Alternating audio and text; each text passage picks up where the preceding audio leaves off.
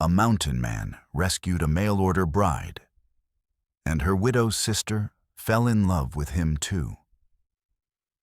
The storm rolled through the Montana Pass like a living thing, tearing branches from the pines and hurling them across the narrow trail that wound down into the valley. Jonas Hale pushed his mule through the downpour, his coat soaked, his breath steaming in the cold air, when he saw the wagon half tilted into the ditch below. One wheel splintered, one horse down, and a pale shape sprawled in the mud beside it. He dropped the reins, sliding down the slope, boots sinking deep. The woman wasn't dead, though she looked close.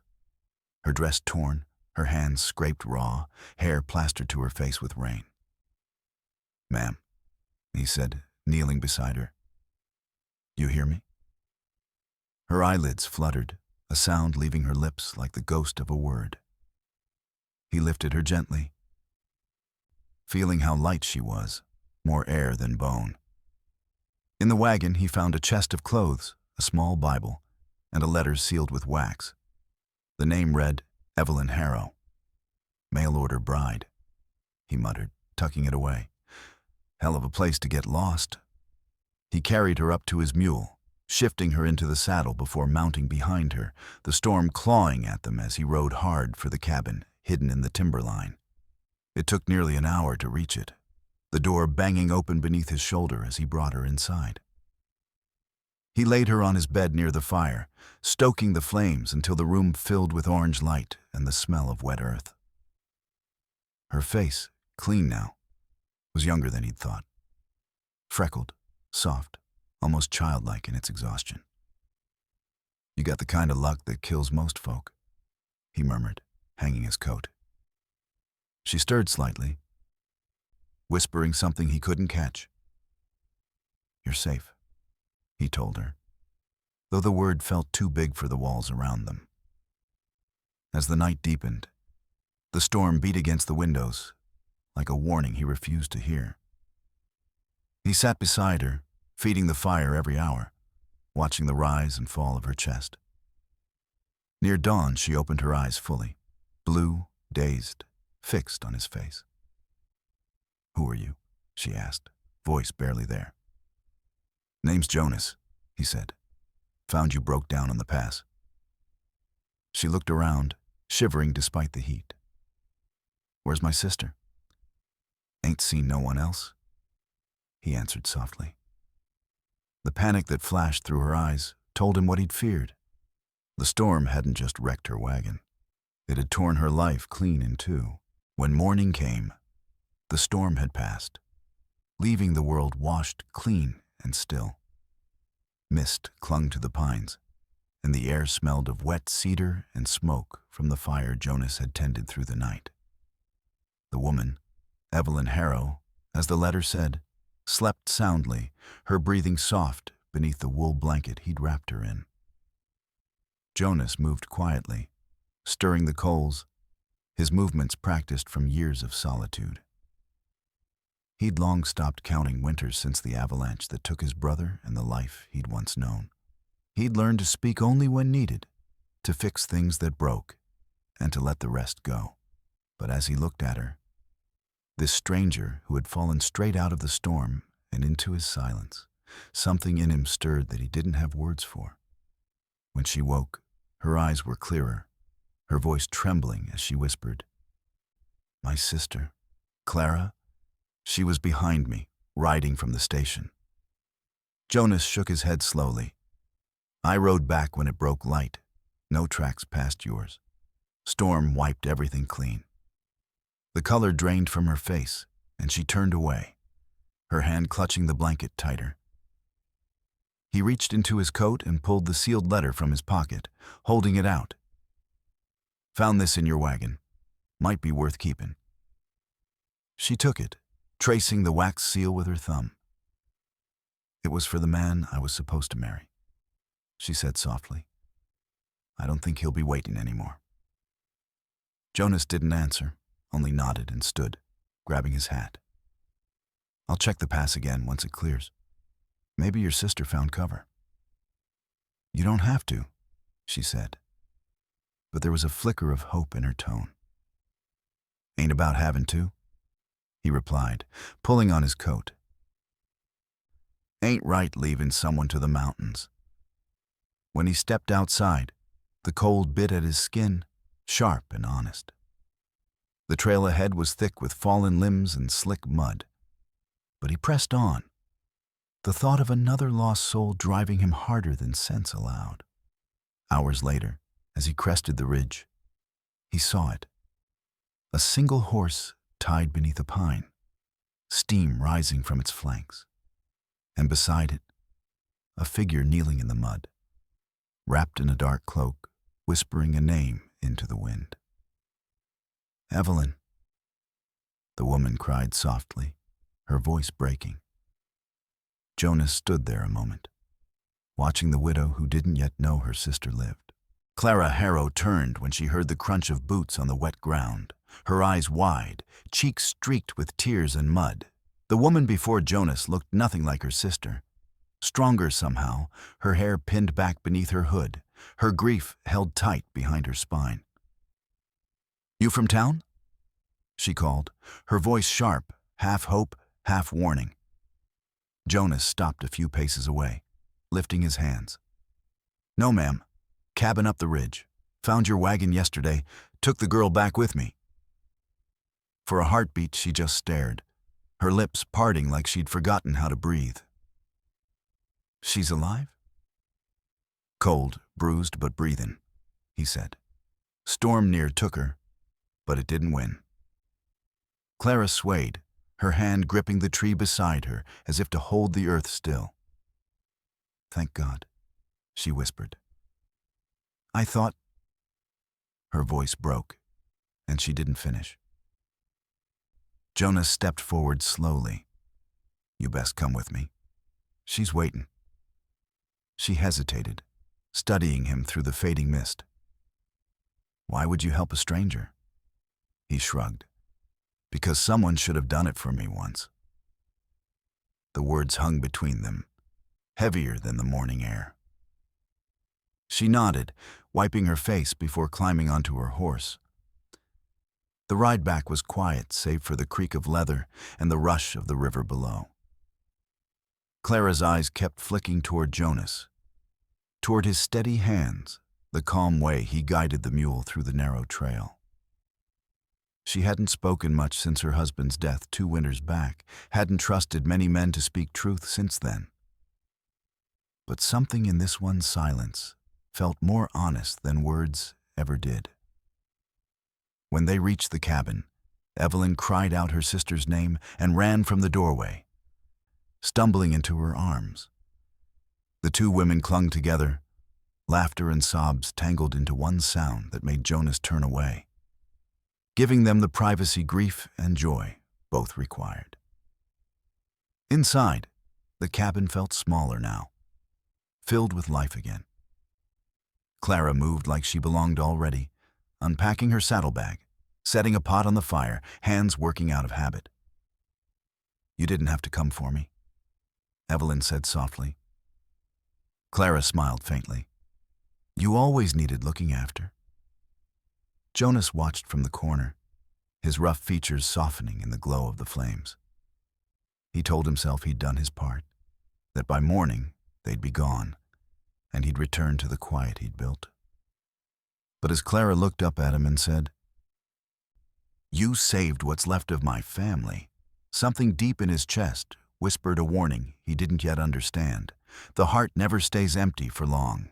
That night, the mountains wrapped the cabin in quiet, broken only by the low whistle of wind through the pines. The sisters slept near the hearth, their faces soft in the firelight, while Jonas sat at the table mending a torn saddle strap he'd already fixed twice. His hands worked, but his mind wandered, back to the storm, to the girl half frozen in his arms, to the widow who now moved through his home as if she'd always known its rhythm. He told himself it was just the strangeness of company after so many winters alone, but it sat heavy in him all the same. When he finally looked up, Clara was awake, sitting against the wall with the blanket wrapped around her shoulders. "You don't sleep much," she said quietly. "Comes from not trusting dreams," he answered. She studied him through the flicker of the fire. "You live here alone?" "Been that way near 7 years. That's a long time to keep your own thoughts for company. Some of them behave better than people." She smiled faintly at that, but her eyes held something sad. "My husband used to say the same. He didn't behave much himself either." Jonas glanced toward her, unsure what to say. She shifted closer to the fire, her hands stretched toward the warmth. "Evelyn wrote me letters before she left home," she said softly. "Said she was going to marry a rancher in Dakota, have a real house, a life worth something. I told her it sounded like a dream that don't last through winter." "You tried to stop her?" "No. You don't stop hope, even when you know it's foolish." Her voice trembled, and Jonas felt the edge of her grief like it was his own. "I thought I'd buried enough loss to make me numb," she whispered. Then I saw her wagon. The silence that followed was thick with the ghosts neither dared name. "You did what most wouldn't," she said finally. "You carried her out of that storm." "Why?" Jonas leaned back, the chair creaking. "Maybe I saw a chance to make something right that wasn't mine to fix." She nodded slowly, her eyes glinting in the dim light. "You ever think maybe saving someone else is how you save yourself?" He met her gaze and found no accusation there, only understanding too deep for words. The fire popped, sending sparks into the air like brief, golden stars. Jonas looked at her then, really looked, and knew that the quiet he'd built his life on wasn't silence anymore. It was waiting. The next morning broke clear and cold, sunlight catching the mist that drifted between the pines like smoke. Jonas was outside splitting logs when he saw Clara step from the cabin, her shawl pulled tight, the early light turning her hair copper where it escaped the braid. She walked toward him with that same quiet grace he'd noticed since the first night, like someone who carried both sorrow and purpose in equal measure. "You work like the world depends on it," she said, smiling faintly. He set the axe aside. "Sometimes it feels like it does." She looked past him toward the ridge. "Evelyn's stronger today. She keeps asking what'll happen now. She's free to stay till she's ready to move on," he said simply. "You both are." Clara studied him, her expression soft but searching. "You talk like a man who don't expect anyone to stay. Ain't much reason for anyone to. Maybe you just never gave them one." The words caught him off guard. He opened his mouth and then shut it again, the air between them stretching taut and fragile. She turned toward the woods, the hem of her dress brushing frost-tipped grass. "You know," she said over her shoulder, "I didn't come just to take her home. I came because I couldn't live with not knowing. Whether she made it, whether she found what I never did."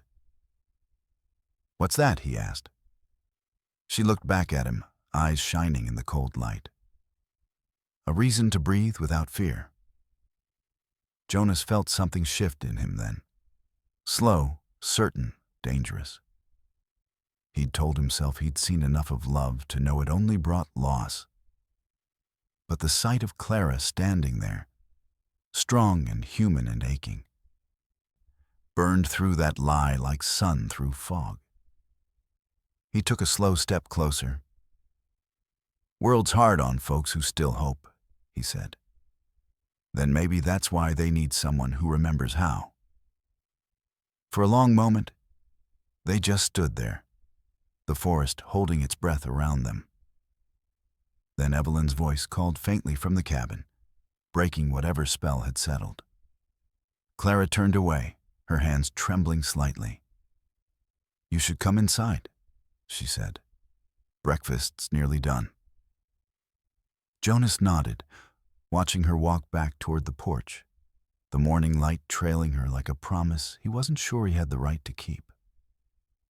He picked up the axe again, but his hands didn't find their rhythm, because his heart already had. By nightfall, the cabin was filled with the quiet sound of rain on the roof, steady as a heartbeat. Evelyn slept peacefully now, her color returning, the fever gone. Jonas sat by the window with the old lantern burning low beside him, its light catching on the letter he'd taken from her wagon. He hadn't meant to read it. But when the wax cracked open by accident that morning, the words had already begun to haunt him. It wasn't a love letter. It was a bargain. The man she'd been meant to marry had promised her safety in exchange for land her late father owned near the Dakota line. Marriage's contract, he murmured, staring at the ink. No wonder she ran herself near to death. Clara entered quietly, her hair undone, her face pale but calm. "You shouldn't blame her for that," she said. "I wasn't," he replied, holding the letter out to her. She read the lines silently, her lips tightening. "She thought she could fix everything for both of us. I told her no one can build a home on a lie." She folded the letter carefully, setting it near the lantern. "That man won't stop looking. When he finds out she's alive, he'll come." Jonas's jaw clenched. "Then he'll find me here first." "You can't fight the whole world for someone else's mistakes," she said softly. "Maybe not. But I can stand in front of one fool long enough for her to run free." Clara's eyes glimmered in the dim light, the flame dancing across her face.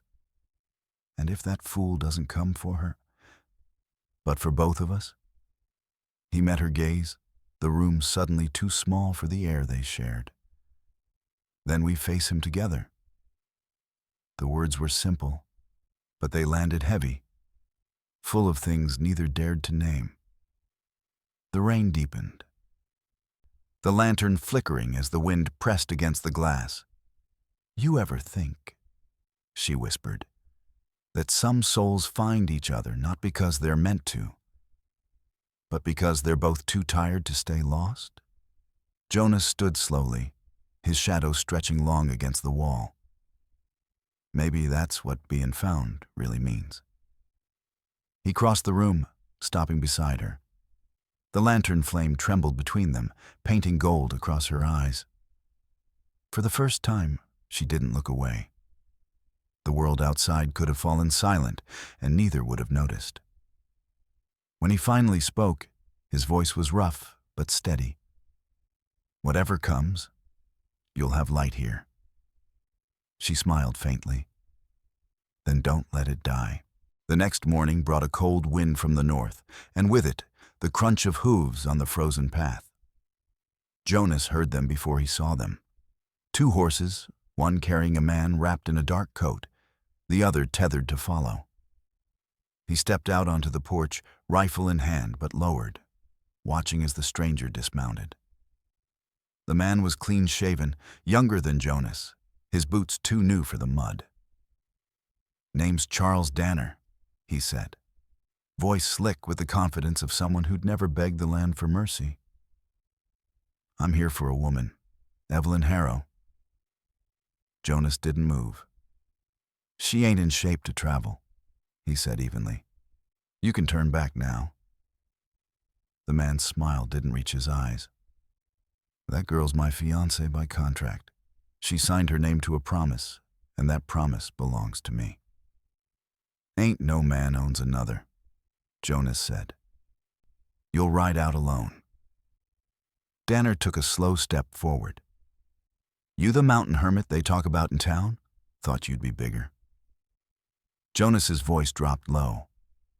"You don't want to see bigger." Inside, Clara listened from the doorway, heart pounding. She glanced at Evelyn, who sat trembling on the bed, clutching her sister's hand. "He found us," she whispered. Clara's jaw set. She stepped outside before Jonas could stop her.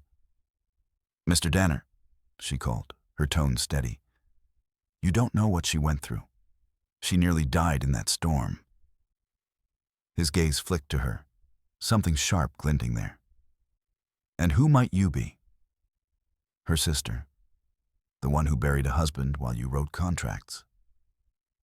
Danner's smirk faded, replaced by irritation.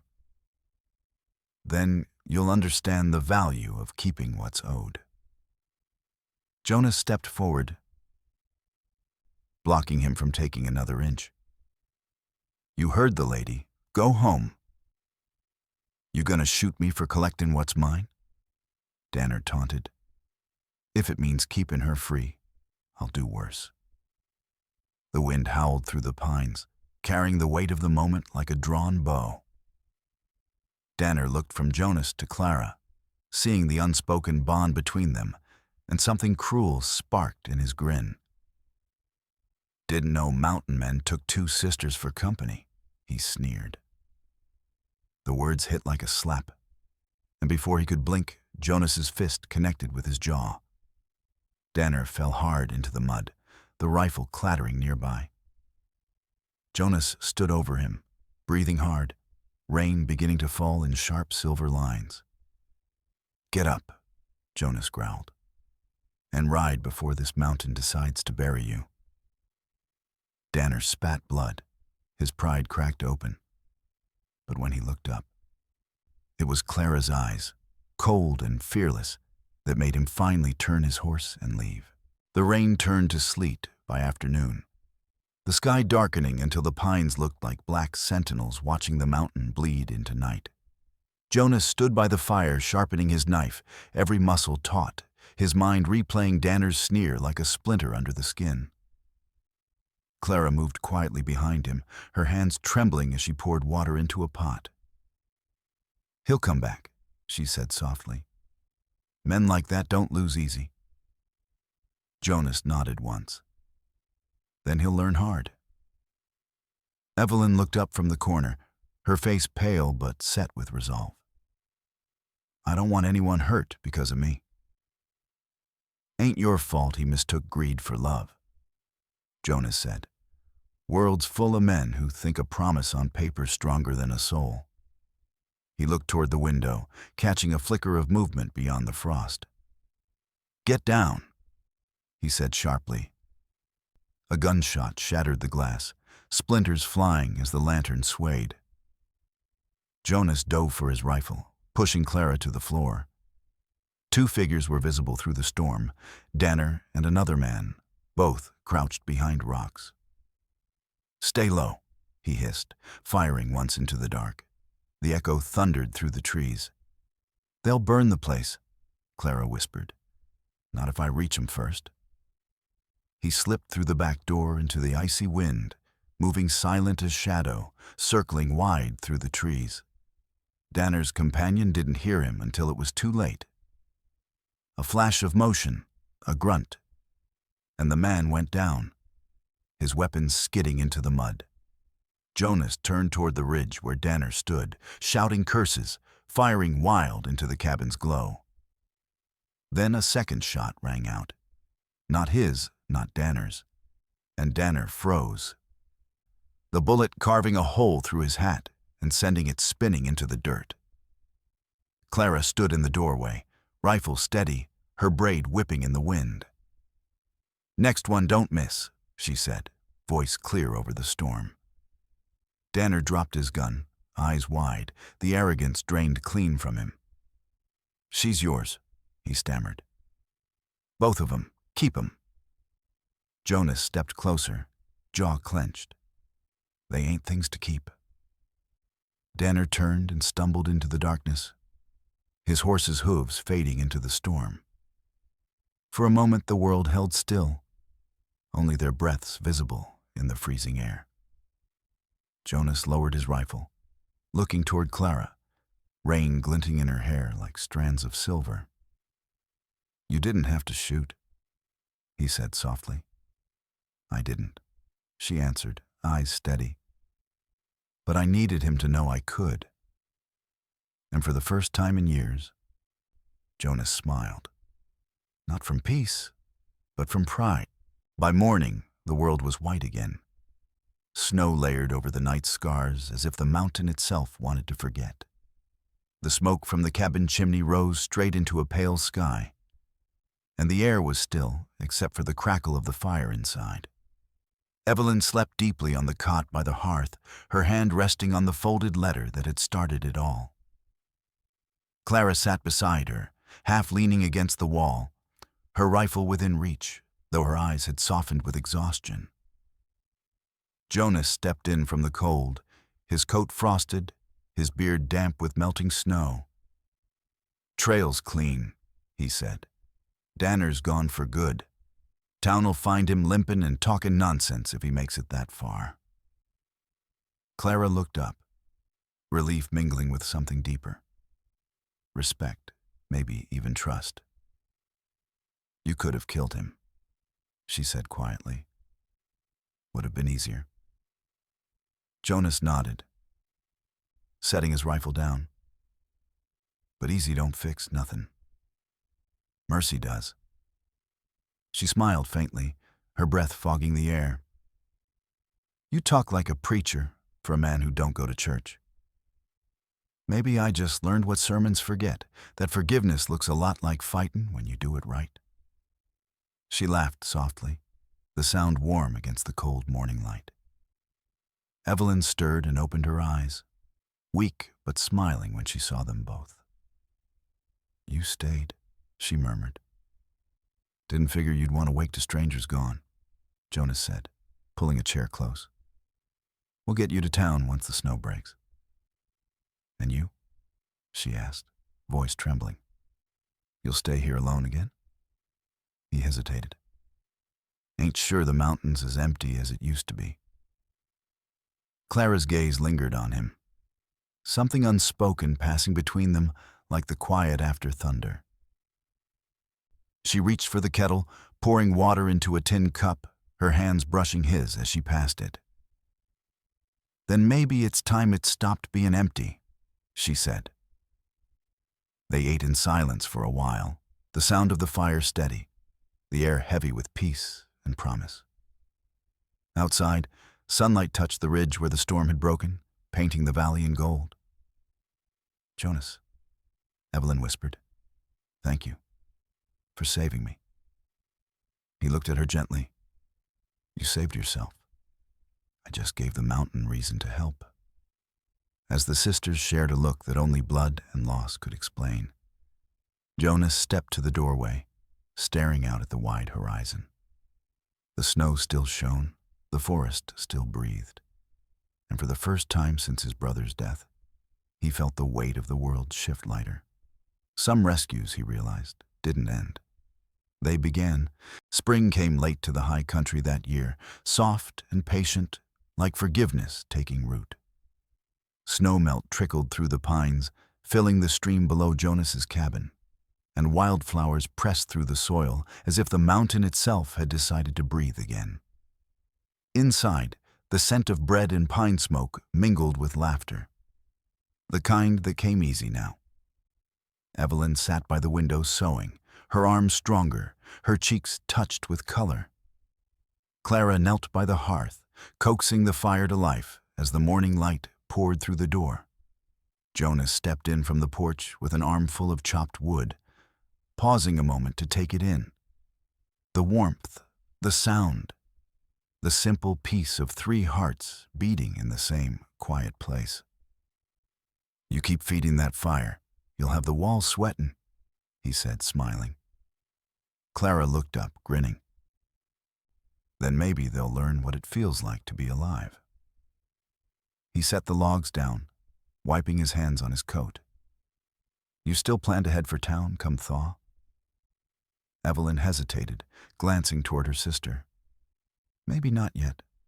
The world feels safer here." Jonas nodded, though something hopeful flickered behind his calm. Clara stood, brushing the ash from her skirt. "Truth is," she said softly, "the mountain feels more like home than any house we've known." He met her eyes, and in that look passed every word neither had spoken since the storm. the nights shared by firelight, the danger faced side by side, the quiet trust that had grown like roots under snow. "You're welcome to stay," he said. "Ain't much here, but it's honest." She stepped closer, her voice low. "Honest is all I ever wanted." Behind them, Evelyn laughed softly. Seems the mountain finally gave back what it took. The three of them shared breakfast in easy silence, the world outside humming with new life. Later, when the sun climbed high and the air shimmered gold through the pines, Jonas went out to the porch and found Clara there, sitting in his old chair, eyes on the horizon. He sat beside her, the boards warm beneath their boots. "Think the world ever stops taking?" she asked. "Maybe not," he said. "But it gives us each other to stand in its way." She smiled, reaching for his hand. "Then maybe that's enough." He looked at her, the light catching her hair like fire, and felt something settle deep inside. A peace he'd thought long buried. The land below glowed wide and endless, and the wind carried her laughter like a promise that home wasn't a place after all. It was the heart that finally found reason to stay. Please like, share, and subscribe to support more true-hearted stories on Crimson West. If you had saved someone from a storm and their sister stayed behind, would you open your door or your heart? Tell us in the comments below.